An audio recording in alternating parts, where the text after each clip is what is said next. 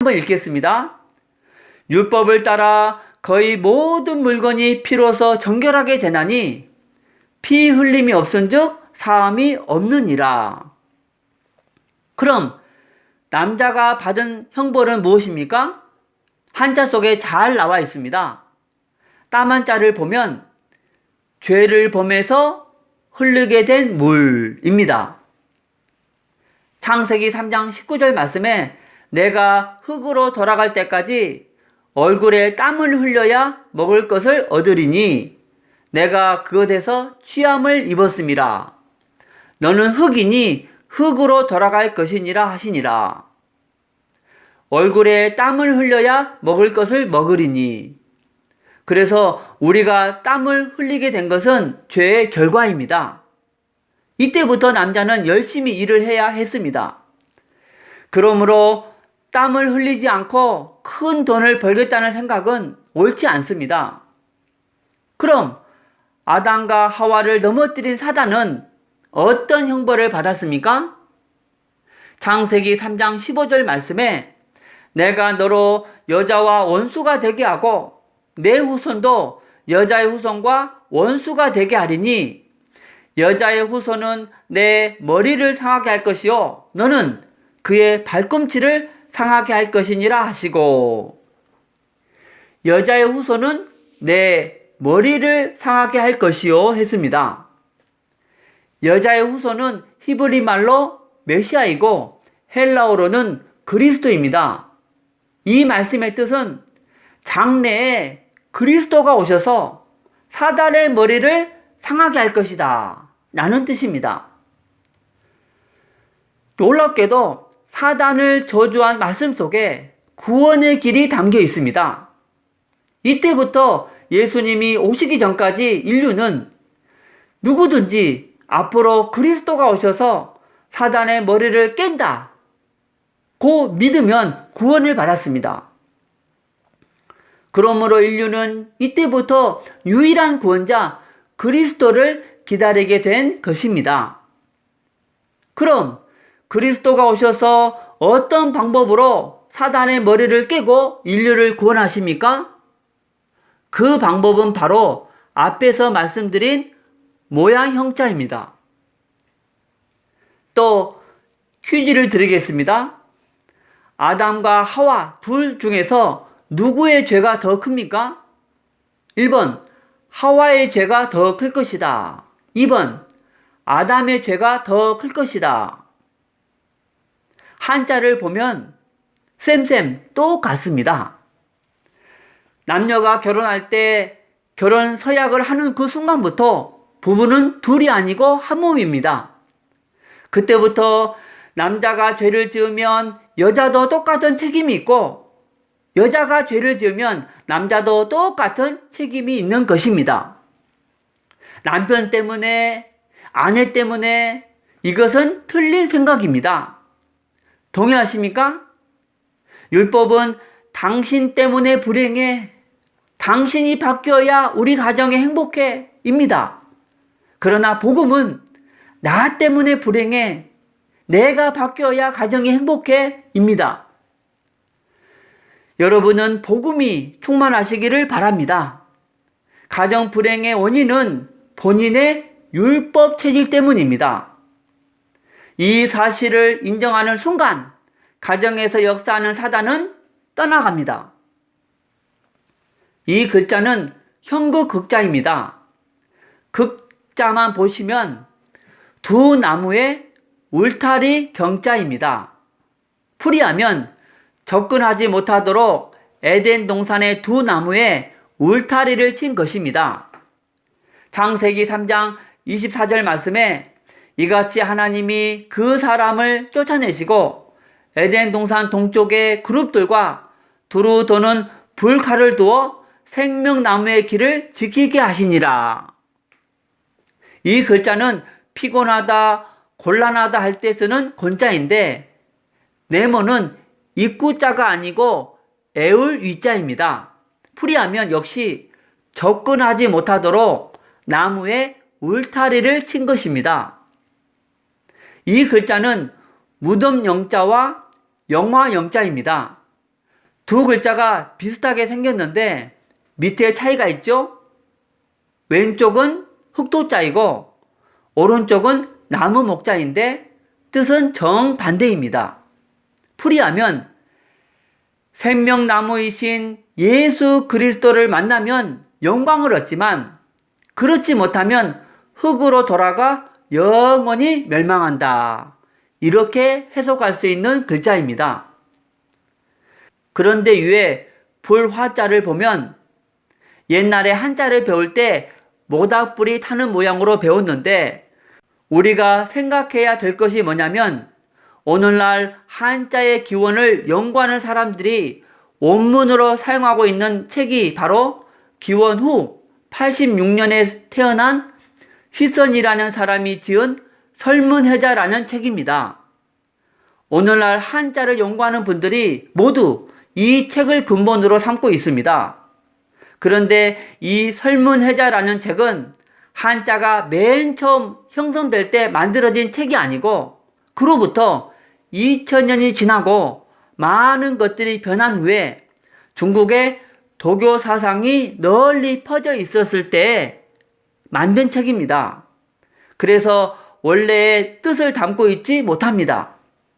그런데 오늘날의 한자들은 바로 이 설문해자를 근거로 해서 한자의 뜻을 풀이하다 보니까 지금까지 여러분에게 설명드렸던 이런 풀이를 하지 못하고 또 못하고 있는 것입니다. 이해가 되시죠? 그런데 성경적인 관점으로 한자를 검토해 본 분들이 성경과 일치하는 글자가 너무나 많다는 것을 발견하고 한 글자 한 글자 연구를 하다 보니까 지금까지 설명드린 이 내용들이 밝혀지게 된 것입니다. 그런데 사람은 관점이 한번 형성이 되면 다른 관점이 받아들이기가 매우 힘이 듭니다. 이 글자를 성경적인 관점으로 풀이하면 불화자가 두 개 있죠? 이것은 아담과 하와 두 사람이 죄를 짓기 전에 몸에서 빛이 나는 것을 나타내는 글자입니다. 이렇게 해석하는 근거는 출애굽기에 모세가 시내산에서 하나님을 대변하고 내려왔을 때 얼굴에서 광채가 났다고 했습니다. 출애굽기 34장 29절 말씀에 모세가 그 증거의 두 판을 모세의 손에 들고 시내산에서 내려오니 그 산에서 내려올 때 모세는 자기가 여호와와 말씀하였으므로 말미암아 얼굴 피부에 광채가 나나 깨닫지 못하였더라. 생각해 보시기 바랍니다. 잠시 하나님을 대면한 모세의 얼굴에도 빛이 났는데 하물며 늘 하나님과 함께 지냈던 아담과 하와에게 빛이 안 나겠습니까? 맞죠? 지금은 죄를 지은 결과로 그 영광이 사라졌습니다. 그러나 나중에 부활하면 그 영광이 다시 회복하게 될 것입니다. 이 글자는 쫓겨날 간자입니다. 풀이하면 죄를 범해서 걸어서 쫓겨나온 것입니다. 이 글자는 이사 가다 할 때 사자입니다. 인류에게 가장 처참한 이사가 바로 에덴 동산에서 이사하는 것입니다. 풀이하면 두 사람에게 영광스러움이 그쳐서 이사가는 것입니다. 이 글자는 경건 경자입니다. 한자 중에 7, 7자가 들어간 글자들은 안식일과 관계가 있을 것이다 라고 보고 있습니다. 그래서 매 안식일마다 경건하게, 겸손하게, 정성스럽게, 겸허하게 하나님께 예배드립니다. 여러분, 중국 사람들은 지금도 7일이라는 제도를 가지고 있습니다. 그렇죠? 그래서 중국 사람들은 월, 화, 수, 목, 금, 토, 일 이것을 어떻게 표기하냐면 첫째 날, 둘째 날, 셋째 날, 넷째 날, 다섯째 날, 여섯째 날, 그 다음 일곱째 날은 일곱째 날이라고 표현하지 않고 싱치티엔 혹은 싱치르 혹은 리바이티엔이라고 표현합니다. 이 말은 제7일은 하늘의 날, 하늘에 예배 드리는 날이라는 뜻입니다. 출애굽기 20장 8절에서 11절 말씀에 안식일을 기억하여 거룩하게 지키라.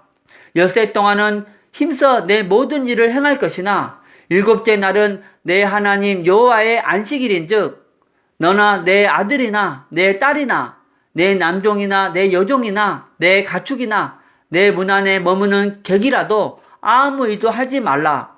이는 엿새 동안에 나 여호와가 하늘과 땅과 바다와 그 가운데 모든 것을 만들고 일곱째 날에 쉬었음이라. 그러므로 나 여호와가 안식일을 복되게 하여 그 날을 거룩하게 하였느니라. 제7일은 낮잠 자는 날이 아니고 친구들과 놀러 가는 날이 아니고 교회 가서 살아계신 하나님께 예배하는 날입니다. 여러분, 지금 듣고 있는 내용은 굉장히 중요합니다. 옛날에 배웠던 한자 속에 이런 놀라운 내용이 있을 줄은 꿈에도 생각 못 하셨죠? 절대 한 번 듣고 끝날 내용이 아니고 사명을 가지고 모든 중국 사람들에게 알려줘야 합니다. 중국 사람들은 하나님이 계시다는 것을 모를 뿐만 아니라 하나님께서 중국 영혼을 사랑하셔서 하나님이 살아계신 증거와 구원받을 수 있는 방법을 본인들이 매일 사용하고 있는 한자 속에 두었다는 것도 모르고 있습니다. 그러므로 이 중국 한자와 성경 강의를 들은 분들은 사명감을 가지고 중국 사람들에게 당신들이 매일 사용하고 있는 한자 속에 하나님이 살아계신 증거와 구원의 길이 있음을 알려주어야 합니다. 여러분, 이 글자는 제사 제자인데 매우 중요한 글자입니다. 한자 속에 예수 그리스도 메시아에 관한 내용이 들어 있습니다. 그 실마리를 풀 수 있는 글자가 바로 제사 제자입니다. 여러분, 한국에 기독교가 들어올 때 가장 심하게 부딪힌 것이 바로 제사입니다. 그럼 왜 기독교와 제사가 심하게 부딪혔을까? 그것은 우리가 변질된 제사를 드리고 있었기 때문입니다. 만약 우리가 제사의 원형을 그대로 간직하고 있었다면 기독교와 제사는 충돌할 이유가 없었습니다. 오히려 기독교를 환영했을 것입니다. 그런데 우리가 지금까지 변질된 제사를 드렸기 때문에 크게 충돌한 것입니다. 여러분, 제사라는 한자를 보면 원래의 제사가 어땠는지 명확하게 알 수 있습니다. 분해하면 달올자에 또자에 보일시자입니다. 그런데 한자 사전을 찾아보면 제사라는 한자에 쓰이는 월자는 달월자가 아니고 육달월이라고 해서 살육자를 씁니다. 그런데 살을 얻기 위해서는 반드시 한 동물이 피를 흘려야 합니다. 그렇죠? 그리고 또자는 한자 사전을 찾아보면 용서라는 뜻이 분명히 있습니다. 그리고 보일시자는 삼위일체 하나님을 표현한다고 앞에서 배웠습니다. 그럼 무엇이 제사입니까?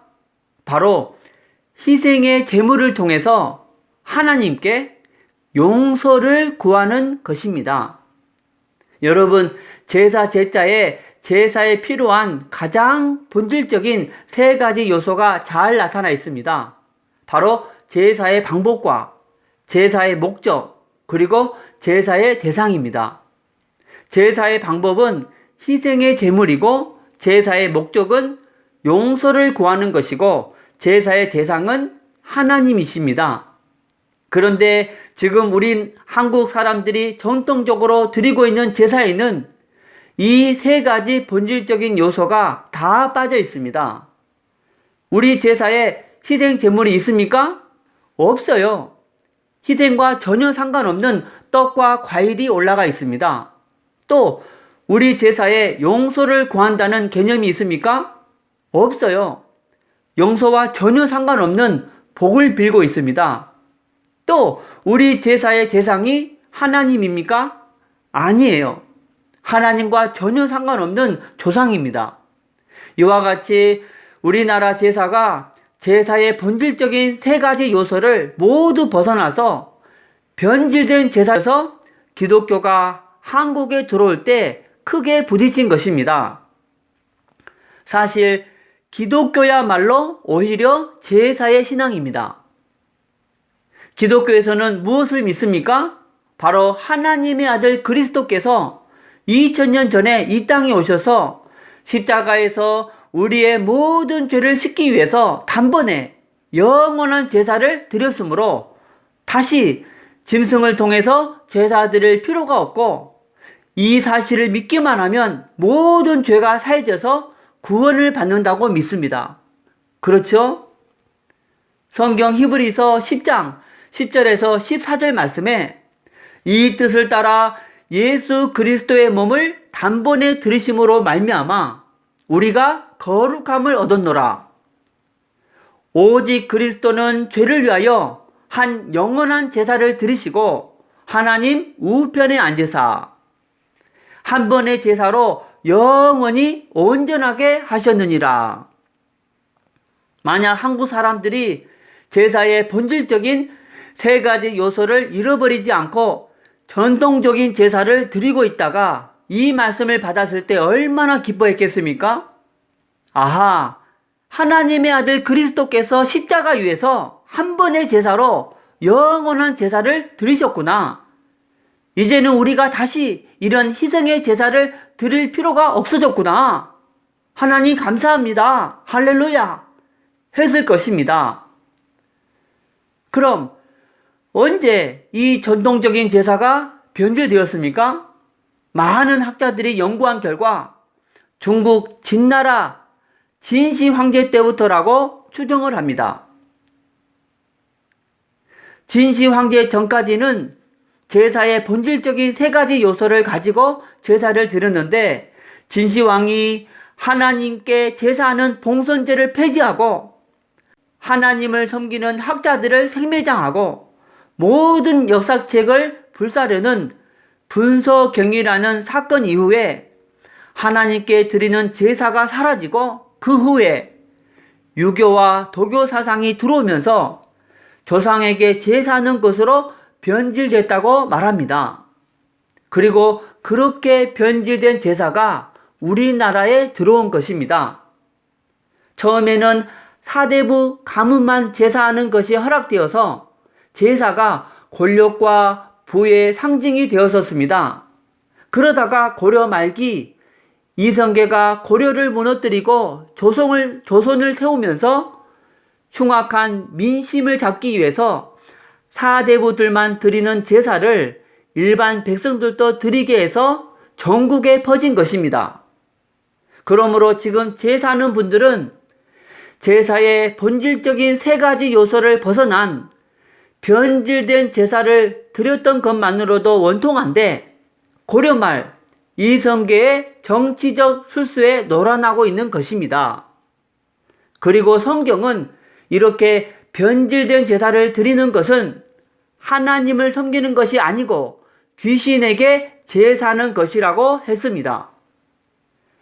고린도전서 10장 20절 말씀에 무릇 이방인이 제사하는 것은 귀신에게 하는 것이요 하나님께 제사하는 것이 아니니 나는 너희가 귀신과 교제하는 자가 되기를 원하지 아니하노라. 그런데 귀신은 오직 도둑질하고 죽이고 멸망시키는 것밖에 없습니다. 요한복음 10장 10절 말씀에 도적이 오는 것은 도둑질하고 죽이고 멸망시키려는 것뿐이요 라고 했습니다. 또한 제사는 우상 숭배이기 때문에 자손 3, 4대까지 저주를 받는다고 했습니다. 성경 출애굽기 20장 5절 말씀에 그것들에게 절하지 말며 그것들을 섬기지 말라. 나 내 하나님 여호와는 질투하는 하나님인즉 나를 미워하는 자의 죄를 갚되 아비로부터 아들에게로 3, 4대까지 이르게 하거니와. 그래서 실제로 제사를 세게 지내는 가문과 가정을 보세요. 정신병, 불면증, 우울증, 장자, 장녀가 일찍 죽고 또 가난에 대물림, 사고, 암, 중풍 등등 각종 질병에 대물림, 그리고 사업의 실패, 도박 중독, 술 중독, 담배 중독 등등 우환질고가 끊이지 않습니다. 부디 지금도 변질된 제사를 드리고 있고 이성계의 정치적 술수에 속고 있는 분들은 이 사실을 알고 자기 몸을 단번에 들이심으로 영원한 제사를 드리신 하나님의 아들 예수 그리스도를 믿으심으로 영원한 죄 용서함을 받으시기 바랍니다. 예수님이 오셔서 영원한 제사를 드리기 전에 하나님께서 인간에게 제사란 이런 것이다 라고 가르쳐 주신 것이 바로 성막입니다. 성막 제사를 드릴 때 희생 제물이 필요하죠? 그렇죠? 그럼 어떤 동물을 희생 제물로 삼았을까요? 성경 레위기서 1장 2절 말씀에 이스라엘 자손에게 말하여 이르라. 너희 중에 누구든지 여호와께 예물을 드리려거든 가축 중에서 소나 양으로 예물을 드릴지니라. 바로 소와 양입니다. 큰 제사에는 소를 드리고 작은 제사에는 양을 잡았습니다. 소와 양으로 제사 지내는 것이 성경적인 제사입니다. 그리고 제사에는 반드시 흠 없는 동물을 사용해야 합니다. 레위기서 1장 3절 말씀에 그 예물이 소의 범죄이면 흠 없는 수꽃으로 회막문에서 여호와 앞에 기쁘게 받으시도록 들을지니라. 또 10절 말씀에 만일 그 예물이 가축대의 양이나 염소의 범죄이면 흠 없는 수꽃으로 드릴지니. 그럼 고대 중국 사람들도 제사를 지낼 때 희생 제물이 있었겠죠? 그것을 나타내주는 놀라운 글자가 바로 희생하다라는 희자입니다. 이 글자를 잘 살펴보면 두 짐승이 나옵니다. 바로 소와 양입니다. 분명히 있죠? 중국 사람들은 소나 양으로 희생 제물을 삼았는데 흠 없는 가장 좋은 곳으로 또 창으로 죽여서 희생 제물을 삼았다. 이렇게 되어 있습니다. 어떤 제사와 똑같습니까? 바로 성경의 제사와 똑같습니다. 여러분, 고대 중국 사람들이 제사에 대한 개념을 정확하게 알고 있었습니다. 놀랍지 않습니까? 여러분, 이스라엘과 중국과의 거리는 엄청나게 떨어져 있습니다.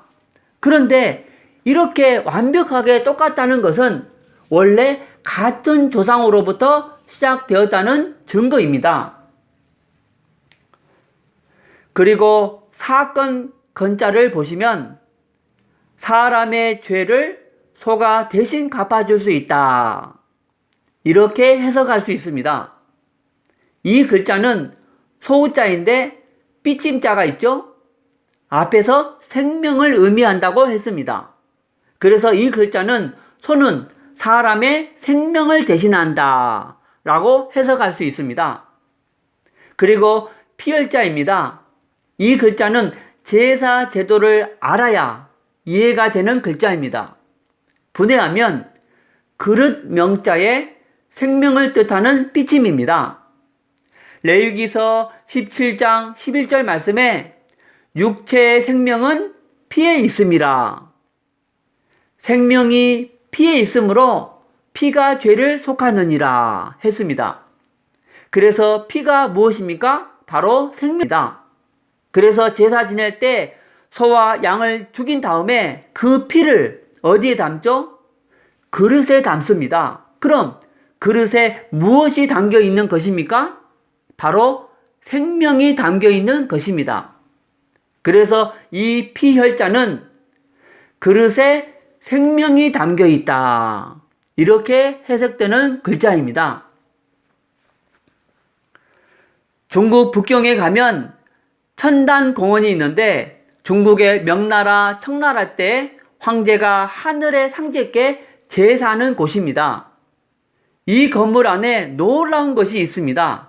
바로 앞에 제단이 있고 그 앞에 두 열이 있는데 칸들이 쳐 있습니다. 그런데 각 칸마다 양이 한 마리씩 들어가 있어요. 지금은 모형을 넣어놨는데 하늘에 상제께 제사 지낼 때 양을 희생 제물로 삼았음을 알 수 있습니다. 성경과 똑같죠? 히브리서 8장 5절 말씀에 그들이 섬기는 것은 하늘에 있는 것의 모형과 그림자라 했습니다. 무슨 뜻이냐면 사람이 정성을 다해서 섬기는 제사는 진짜가 아니고 진짜에 대한 모형과 그림자라는 것입니다.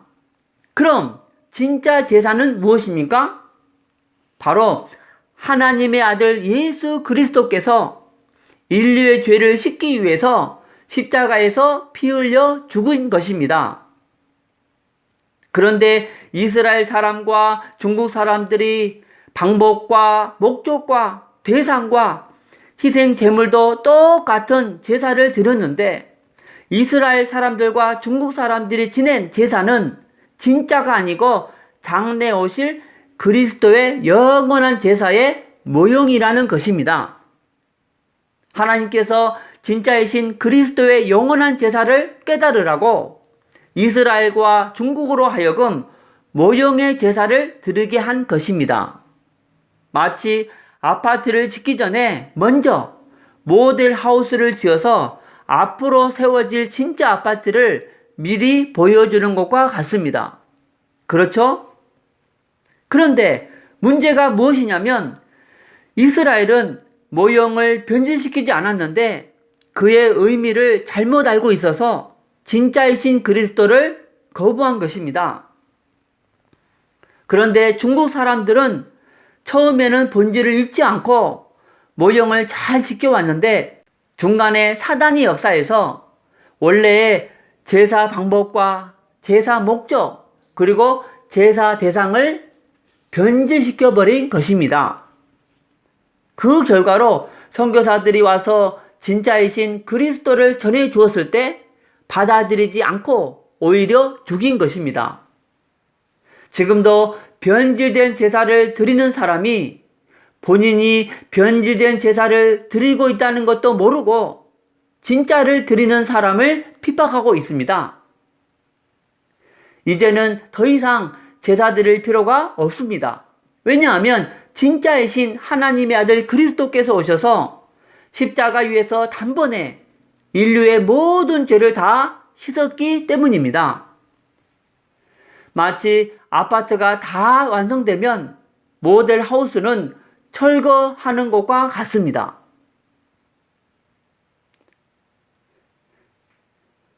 여러분, 천국은 오직 의만 갈 수 있습니다. 그런데 성경은 모든 사람은 죄인이라고 했습니다. 로마서 3장 23절 말씀에 모든 사람이 죄를 범하였음에 하나님의 영광에 이르지 못하더니 했습니다. 그럼 어떻게 의인이 되는가? 그 방법을 가르쳐주는 한자가 바로 오릴 의자입니다. 분해하면 양양자와 나입니다. 뜻을 해석하면 내가 양과 관계가 있을 때 의인이 된다 입니다. 그리고 2000년 전에 예수님께서 이 땅에 오셨을 때 예수님을 세상에 정확하게 소개한 선지자가 있습니다. 바로 세례 요한입니다. 요한복음 1장 29절 말씀에 이튿날 요한이 예수께서 자기에게 나오심을 보고 이르되 보라 세상 죄를 지고 가는 하나님의 어린 양이로다. 바로 예수님을 세상 죄를 지고 가는 하나님의 어린 양이다 라고 표현했습니다. 그러므로 내가 하나님의 어린 양이신 예수님과 관계가 있을 때 의인이 된다. 다시 말해서 내가 하나님의 어린 양이신 예수님이 나를 대신해서 죽으신 사실을 믿으면 의인이 된다 라고 해석할 수 있습니다. 고대 중국 사람들이 복음을 정확하게 알고 있었습니다. 그럼 나는 누구입니까? 나는 손에 창을 들고 하나님의 어린 양을 죽여야 하는 존재입니다. 희한하게도 이 양양자가 들어가 있는 글자는 다 좋은 뜻입니다. 이 양양자가 누구를 나타내는 글자이겠습니까? 바로 예수님이십니다. 그러므로 양자가 들어가 있는 이름을 가진 사람은 자부심을 가지시고 또 감사하시기 바랍니다. 양 자체가 아름답고 선하다는 것이 아니고 하나님의 어린 양이신 예수 그리스도께서 나의 죄를 씻기 위해서 십자가에서 죽으신 것이 아름답고 선하다는 것입니다.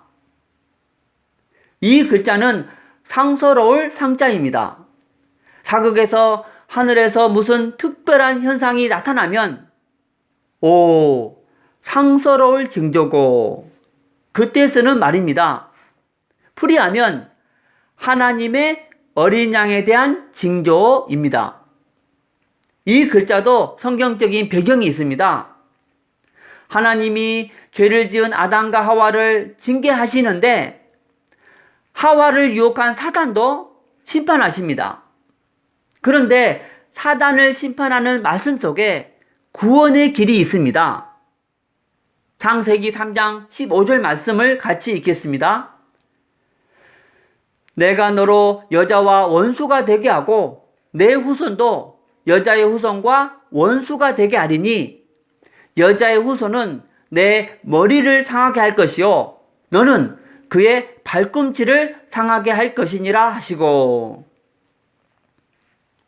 장래에 여자의 후손이 와서 내 머리를 상하게 할 것이다. 여러분, 여자의 후손이 히브리 말로 메시아이고 헬라어로는 그리스도입니다. 그런데 여자의 후손 곧 그리스도가 올 때 하늘에서 징조가 있을 것이다 했습니다. 하나님께서 해와 달과 별들을 만드신 목적 중에 하나가 여자의 후손 그리스도가 이 땅에 오실 때 하늘에서 징조를 나타내 주기 위해서입니다. 창세기 1장 14절 말씀에 하나님이 이르시되 하늘의 궁창에 광명체들이 있어 낮과 밤을 나누게 하고 그것들로 징조와 계절과 날과 해를 이루게 하라. 그래서 아담 이후로 사람들은 여자의 후손 그리스도의 탄생을 기다리면서 계속 어디를 관찰했겠습니까? 바로 하늘을 관찰했을 것입니다. 구원자 그리스도가 올 때 분명히 징조를 보여준다고 하셨는데 언제나 오시려나. 그래서 그 징조를 보고 찾아오신 사람들이 누구입니까? 바로 동방박사들입니다. 마태복음 2장 1절에서 2절 말씀에 헤롯 왕 때에 예수께서 유대 베들레헴에서 나심에 동방으로부터 박사들이 예루살렘에 이르러 말하되 유대인의 왕으로 나신 이가 어디 계시냐? 우리가 동방에서 그의 별을 보고 그에게 경배하러 왔노라 하니. 그래서 하늘에서 특별한 현상이 있을 때마다 다 무엇과 관련 지으려고 했을까요? 바로 하나님의 어린 양에 대한 징조가 아니겠느냐. 그러면서 탄식했던 말이 상서로울 징조고입니다. 이렇게 탄식했다는 것은 누구를 기다려왔다는 뜻인가요? 바로 하나님의 어린 양, 그리스도입니다.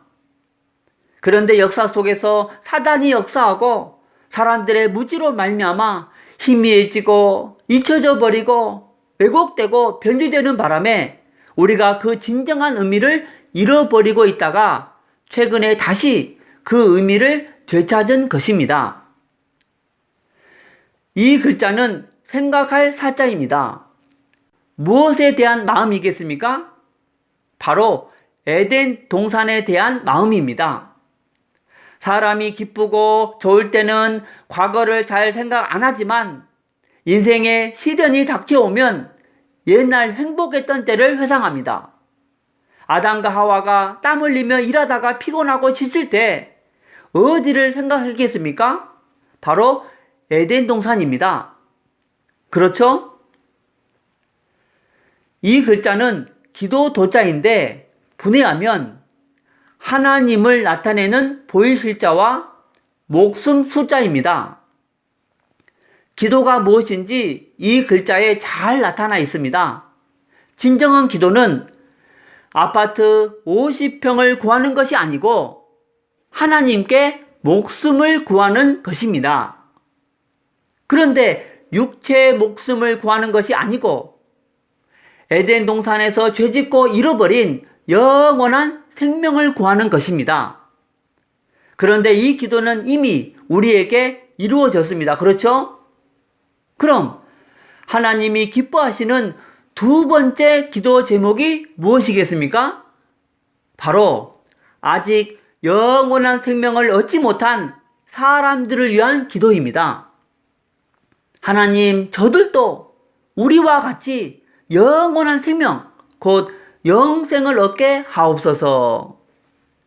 이 기도가 하나님께서 가장 기뻐하시는 기도입니다.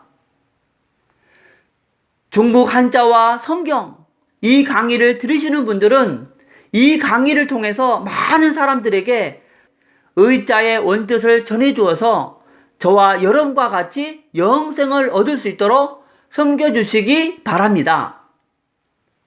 디모데전서 2장 4절 말씀에 하나님은 모든 사람이 구원을 받으며 진리를 아는 데 이르기를 원하시느니라 했습니다. 또 베드로후서 3장 9절 말씀에 주의 약속은 어떤 이들이 더디다고 생각하는 것 같이 더딘 것이 아니라 오직 주께서는 너희를 대하여 오래 참으사 아무도 멸망하지 아니하고 다 회개하게 이르기를 원하시느니라 했습니다. 이 글자는 복받을 복자입니다.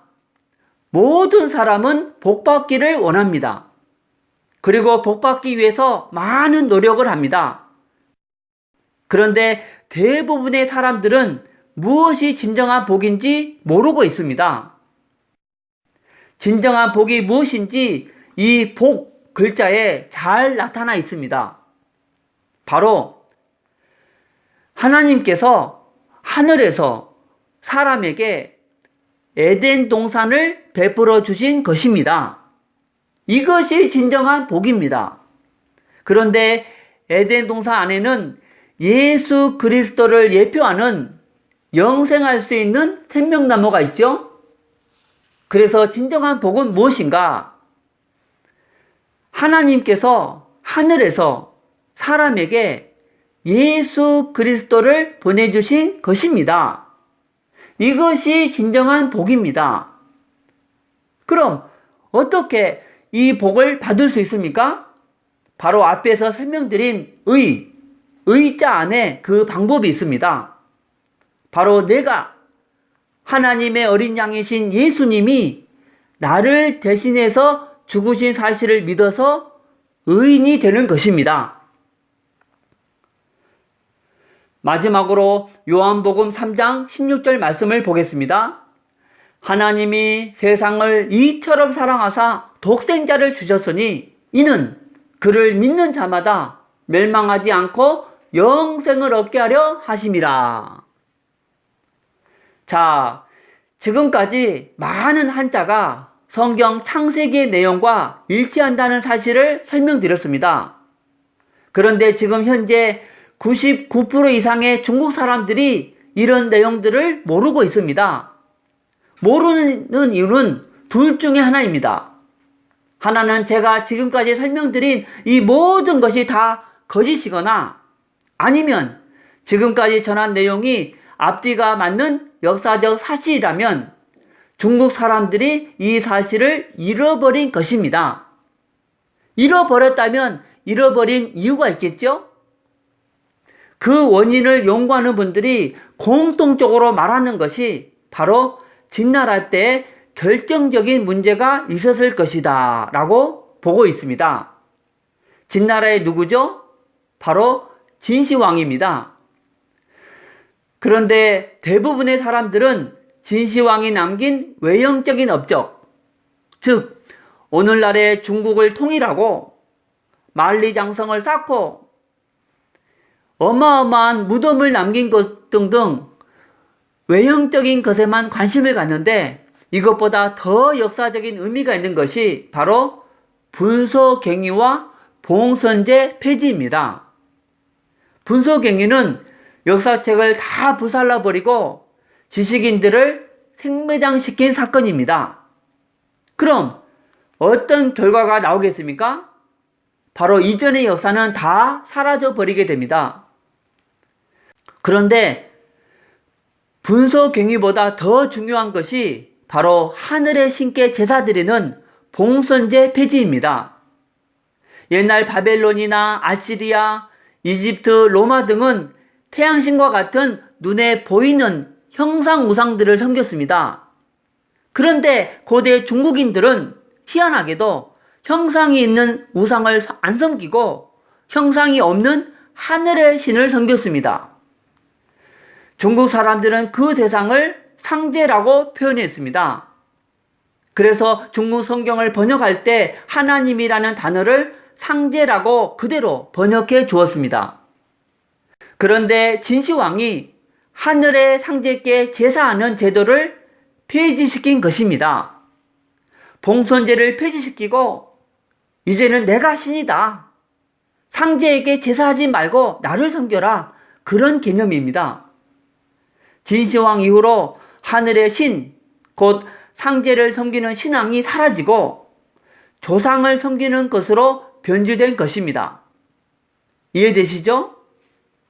그런데 그 천하의 진시황이 없애지 못한 것이 있습니다. 그것이 바로 그림 글자인 한자입니다. 오히려 흐트러진 한자를 정리해서 표준화시켰습니다. 지금 우리가 쓰고 있는 한자들은 진시 황제 때 확립된 것들입니다. 그런데 그림 글자인 그 한자 속에 지금까지 설명드린 그 스토리가 고스란히 담겨서 지금까지 전해온 것입니다.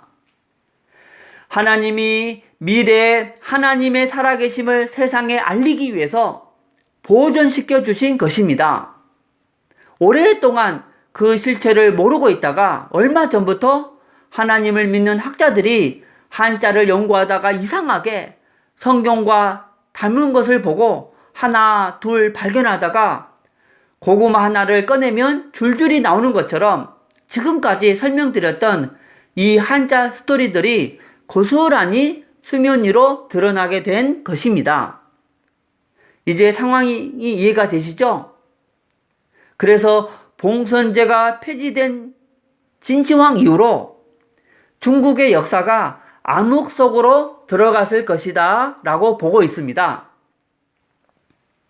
실제로 진시황 이후에 하나님이 없는 중국의 역사는 완전히 사단에게 장악되어 전쟁과 분열의 역사로 피로 얼룩지게 되었습니다.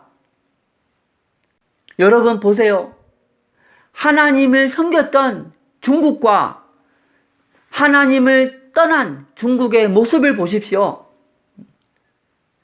하나님을 섬길 때에는 평화가 있었습니다. 그런데 하나님을 떠난 이후부터 중국은 서로 죽이고 서로 모함하고 완전히 피로 물들인 역사가 되고 만 것입니다.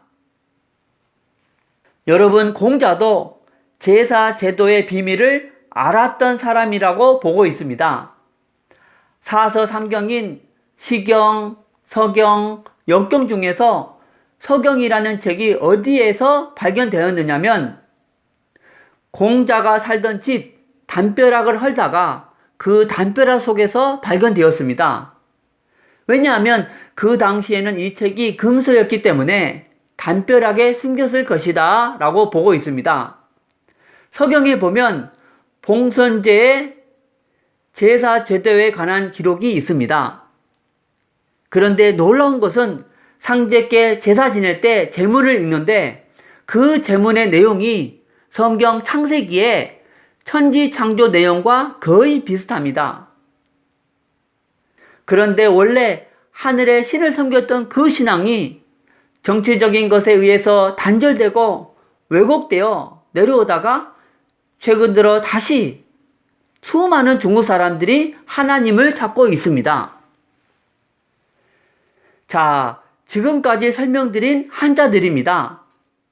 여러분, 한두 글자가 성경과 일치하면 우연이라고 말하겠는데 무려 60개가 넘는 한자들이 성경과 일치하고 있습니다. 이것은 결코 우연이 아니고 역사적인 사실이며 분명히 우리가 잃어버린 역사입니다. 중국 한자 외에 다른 어떤 나라 문자 중에서 성경과 일치하는 글자는 단 한 글자도 없습니다.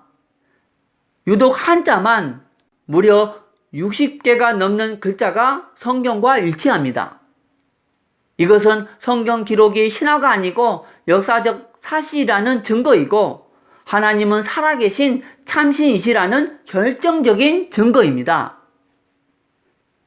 여러분, 성경 창세기가 역사적인 사실로 막 살아나오지 않습니까? 그런데 이렇게 많은 한자를 설명드린 이유는 재미있으라고 설명드린 것이 아니고 오늘날 이 시대에 매우 중요합니다.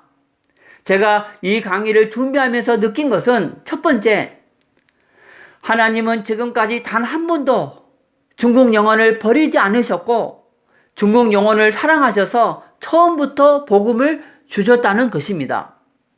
두 번째, 하나님은 자신의 존재와 천국 가는 방법을 멀리 두지 않고 중국 사람들이 매일 사용하고 있는 문자 속에 두었다는 것입니다. 지금 많은 중국 사람들이 다시 하나님을 만나고 있습니다. 지금 중국은 1억이 넘는 크리스찬들이 있을 것이라 라고 추정하고 있습니다. 그동안 선교사를 받기만 하던 중국 교회가 이제는 선교사를 전 세계에 보내기 시작했습니다. 하나님도 중국이 더 열심히 선교할 수 있도록 경제를 부흥시켜주고 있습니다. 이제 한국도 선교에 더 분발해야 할 줄로 압니다. 우리가 지금 이렇게 안일하게 있을 때가 아닙니다. 그래서 중국을 주께로. 여러분, 중국 사람들은 중화 사상이 있기 때문에 기독교를 서양 종교라고 하면서 잘 안 받아들이려고 합니다.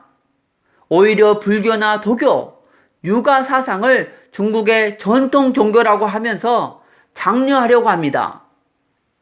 이때 우리가 뭐라고 말해야 합니까?